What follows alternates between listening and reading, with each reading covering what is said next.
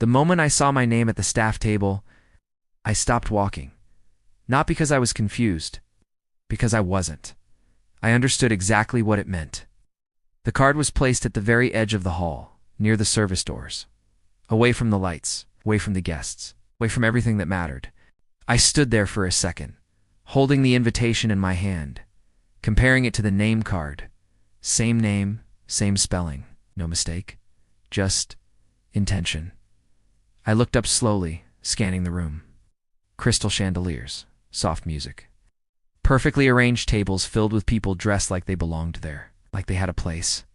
And then there was mine. A narrow table pushed slightly behind a pillar where waiters passed in and out carrying trays. No decorations, no centerpiece, just space. Space that said exactly what they thought of me. I exhaled slowly, not angry, not embarrassed, just aware. Because moments like this don't happen by accident. They're designed, planned, delivered, and someone had decided this was where I belonged. "Sir," a waiter said gently as he approached me, "this section is reserved for staff." I glanced at him, then at the card. "I know," I replied calmly. "Apparently, so am I."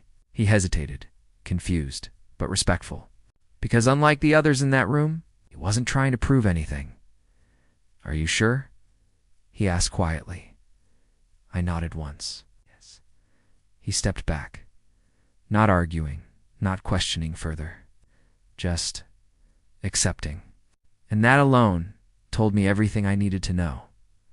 I pulled out the chair and sat down. The metal legs scraped lightly against the floor. That sound carried, not loud, but noticeable. A few heads turned. Quick glances, then whispers. "Who's that? Is he part of the catering team?" "I don't think he's supposed to be there." I didn't look up, I didn't react. Because reacting would have made it worse.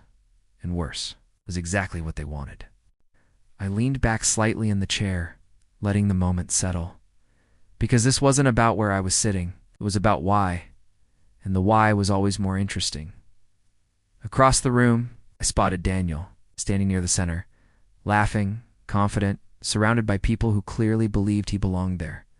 He caught my eye, and for a second, just a second, he froze, then smiled, small, satisfied, like everything was exactly how he wanted it. That confirmed it. This wasn't a mistake. This was placement, deliberate, calculated, public. I picked up the napkin from the table, folded it once, then set it down again, because I wasn't here to make a scene, not yet, because timing is everything. And right now this wasn't the moment, but it was coming, very soon. I didn't stay hidden for long, not because I wanted attention, because attention came to me. One of the event coordinators walked over, her heels clicking sharply against the floor, clipboard in hand, eyes scanning everything like she was responsible for perfection. And then she saw me. Her expression shifted instantly. Confusion, first then concern, then something closer to irritation. "Excuse me," she said, lowering her voice just enough to stay polite. "This section is for staff only." I looked up at her .com.unbothed. "I'm aware," I said. She frowned slightly, glancing at the name card again, then back at me. "This must be a mistake," she said. "Can I see your invitation?" I handed it to her without hesitation. She read it once, then again, slower this time, because now something didn't add up. "Wait here," she said quickly, already turning away, like she needed someone else to deal with it. That told me everything. She didn't have the authority to fix this, which meant someone else did, and I already knew who that was. Across the room, Daniel was still in the center, shaking hands, smiling, making sure everything looked perfect, like this entire event was his stage. The coordinator reached him and spoke quickly. Handing him my invitation, I watched from a distance. Because distance makes people honest. His expression didn't change immediately, but I saw it. That small flicker of recognition then, dismissal. He said something short, quick final, the coordinator, hesitated, then nodded, and walked back toward me. That told me something important. Whatever this was, it wasn't going to be corrected. "Not by her, sir," she said when she reached me, her tone now more controlled. "You've been assigned to this table. Signed. Interesting choice of word. I nodded slightly. I figured I replied. She studied me for a second, like she was trying to understand why I wasn't reacting. Most people would. Most people would argue, or leave, or make a scene. I did none of that. Is there an issue? She asked carefully. I shook my head. No. A pause, then not yet. That made her uncomfortable. I could see it because now she felt it too. Something wasn't finished. She nodded once, then stepped away fast, like she didn't want to be part of whatever came next, and that was smart, very smart. Moments later, Daniel started walking toward me. Slow, confident, like he was about to clean up something minor. Something beneath him. He stopped a few feet away from the table. Didn't lower himself to my level. Everything okay? He asked, casual, polite, but empty. I looked at him, held his gaze. Yeah, I said, I'm exactly where you wanted me. Small smile appeared on his face. Controlled, satisfied. Double quotes, good, he said. Then let's keep it that way. It was clear, direct. No pretending anymore. No confusion, just truth. I nodded once. Of course, I replied. And for a moment, he thought that was the end of it, that I had accepted it, that I would stay quiet, stay invisible, stay exactly where he placed me. That was the mistake. Because while he was walking back to the center, thinking everything was under control, I was already deciding when to take it away. Asterisk. The event moved forward like nothing was wrong. Music softened. Lights adjusted. Guests settled into their roles. And just like that, everything looked perfect. Again, at least on the surface, from where I was sitting, I could see everything clearly. The main stage, the center tables, the people who believed they mattered, and the ones who knew didn't. It was interesting. How quickly a room reveals itself when you're placed outside of it. A waiter passed by. Placing a tray of drinks on the table beside me, he hesitated for a second, then quietly placed a glass in front of me. To no judgment, no hesitation, just respect. I nodded slightly. Thanks. Gave a small nod back and moved on. That moment stayed with me, because sometimes the people with the least power show the most awareness. Across the room, laughter grew louder. Speeches started, glasses raised, applause followed. Everything unfolding exactly the way it was planned. Exactly the way Daniel wanted it. Perfect, controlled, unchallenged. And then, the joke started again. Subtle at first, then louder, more comfortable. Because now, it's part of the background. Easy to ignore, easy to reference.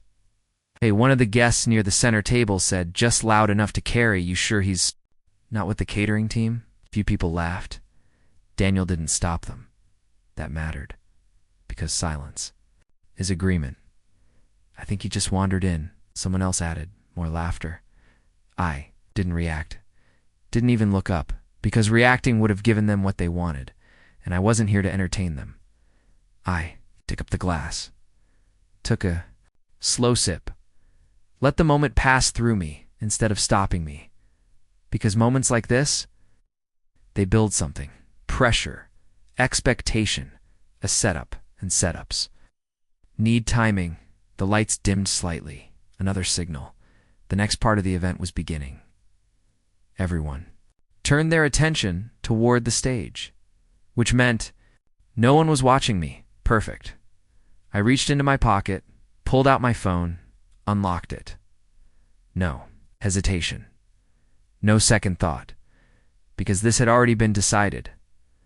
I scrolled once, stopped on a contact. The only one that mattered right now. I held the phone for a second, not because I was unsure, because I understood exactly what this would do. This wasn't just a reaction. This was a shift, a complete one. I placed the phone against my ear, waited one ring too. Then yeah, I said quietly, a pause. I glanced up at the stage, at Daniel, at the room that thought it had already decided everything. I'm here. I added another pause. Then go ahead. I ended the call, slid the phone back into my pocket, and leaned back slightly in the chair. Because now, everything was in motion, and no one in that room had any idea what was about to happen next. Asterisk at first. Nothing changed. The music continued. The speaker on stage smiled. People clapped at the right moments.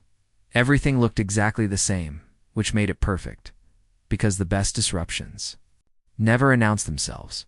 They arrive quietly, then take everything with them. A few seconds passed, then the lights flickered. Once, soft, almost unnoticeable.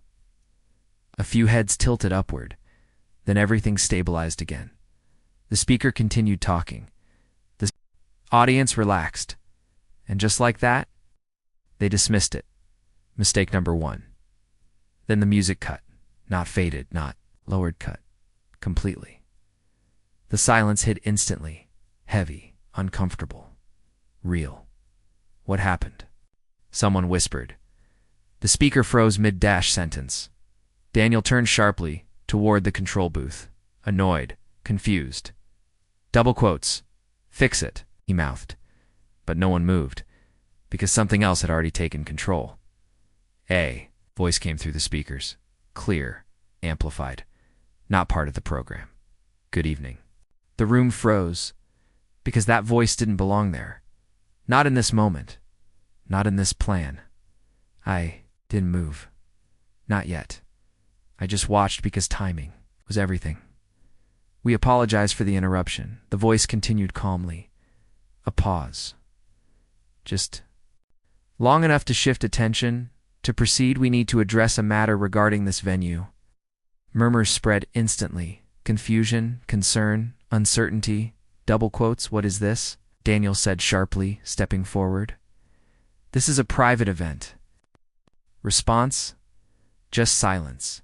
Then dash the voice again. This property is now under new ownership. That sentence landed like a fractured, clean, immediate, irreversible laughter. Broke out from one table, short, nervous, disbelieving. Double quotes. This has to be a joke, someone said. Daniel shook his head. No, he said quickly. Turn it off. Didn't turn off, because it couldn't. Not anymore. All operational control has been transferred. Effective immediately. Silence complete. Because now, this wasn't confusion, it was disruption. Real, unavoidable. Daniel turned in a slow circle. Was looking for someone to fix it. The coordinator, the staff. Anyone know? One moved, because no one could. And that's when I stood. Up, slowly, deliberately. The chair scraped lightly against the floor. That sound carried people. Turned one by one, like a ripple moving through the room. I stepped out from the staff table, into the open space. Visible, now fully. No longer background, no longer ignored. Daniel saw me, and everything clicked. Not fully, not yet, but enough. What did you do? He asked. His voice wasn't confident anymore. It wasn't controlled. It was uncertain. I looked at him calm, unmoved, and for the first time that night, I answered, It's already done. For a moment, no one moved. Not Daniel, not the guests, not even the staff, because the room was caught between two realities, the one they believed, and the one that had just been announced. Daniel stepped forward first, slow, careful, like he was, trying to hold on to control that was already slipping. What did you do? He asked again, this time, lower, more focused. I didn't answer immediately because I didn't need to rush. Moments like this, they only work when you let them breathe. Instead, I took another step forward, out of the shadow of the staff section, into the center of the room where everyone could see me clearly, where there was no confusion left about who I was, or where I stood. That announcement, Daniel said, trying to recover, is a mistake. I tilted my head slightly. Is it? A pause. Then, the main doors opened. Not loudly, but enough, because the sound cut through everything. two men walked. In formal, professional, the kind of presence that doesn't ask for attention, but takes it anyway. The event coordinator rushed toward them, whispering, urgent, confused. One of the men nodded once, then stepped forward, straight toward me. Not Daniel, not the stage. Me. Double quotes, everything is ready, sir. He said, sir. That word echoed across the room, louder than the announcement, because now there was confirmation, real, visible, undeniable. Daniel froze, completely. What is he talking about? He demanded. No one answered him, because the answer was standing right in front of him. I exhaled slowly, then finally said it. I own this. Venue. The words didn't explode. They didn't need to, because they landed exactly where they were supposed to. Final, unavoidable silence followed, heavy, unbroken, because now there was no version of this that made sense anymore. Daniel shook. His head immediately, no, he said. It's not possible. I held his gaze. It already happened. I replied, simple, clear. The man beside me stepped slightly forward. Ownership transfer was completed this morning, he confirmed. Fully authorized, fully executed. That was it. No room left. No argument to make. Daniel looked around the room at the guests, at the staff, at the people who had been laughing just minutes ago. No one was laughing now. My sister stepped forward slightly, her voice unsteady. What are you saying? She asked. I looked at her. Not angry, not cold, just honest. I'm saying. I replied, this entire event is happening on property that belongs to me. The truth settled over everything, slow, heavy, unavoidable. And for the first time, they understood. They didn't just place me at the staff table. They tried to hide the one person who had control over everything. Asterisk for a moment. No one said anything, because there was nothing left to say. The room that had been filled with laughter just minutes ago was now completely silent. Not awkward, not confused. Silent in a way that felt heavy. Final Daniel stood frozen in the center. Of it all, the same place he had been controlling everything from earlier. Only now, there was no control left. This isn't funny, he said finally. But his voice didn't carry the same weight anymore. It sounded thin, uncertain, like even he didn't believe what he was saying. I looked at him. Steady. It wasn't supposed to be, I replied. That landed harder than anything else. Because now, there was no performance left. No pretending, just truth, raw, unfiltered. My father stepped forward slowly. This doesn't change anything, said. But it did. It changed everything. He just didn't know how to accept it yet. It doesn't. I asked quietly. A pause. Then I turned slightly toward the man beside me. Shut it down. I said simple, direct, immediate. He nodded once. No, it's hesitation, because this wasn't a suggestion. It was authority. Within seconds. The lights dimmed further. The music system powered off completely. The staff stopped moving. Every part of the event paused. Frozen ended. Gasps spread across the room. Whispers followed, but no one argued. No, one stepped forward, because they understood. Something now. This wasn't a disruption. It was a decision. Daniel looked around desperately. This can't happen, he said. You can't just... I can, I interrupted. Not loudly, but clearly, because now there's no reason to raise my voice. The room was already listening. You made a decision earlier, I continued. Remember? He didn't answer. He couldn't, because he already knew where this was going. You decided where I belonged, as I said. Who I was, what I was worth. Silence, because every word was true. And now, I paused, just long enough. This is where it ends. That was it. No speech, no anger, no revenge, just consequence. My sister looked at me. her voice barely above a whisper. You're ruining everything. I met her eyes.com. Clear. Double quotes. No, I said. You did that. The words settled over the room, heavy, final, because deep down, everyone knew it was true. I stepped back slightly, creating space, not for them, for closure. Because this wasn't about winning, it was about ending something that should have never started. The perfect event, the perfect image, the perfect control they thought they had. All of it gone, in a moment, in silence. I turned toward the exit, not rushed, not dramatic, just done, because there was nothing left to prove, nothing left to say. And as I walked out of the venue I owned, I didn't look back, because the moment they placed me with the staff was the moment they lost everything.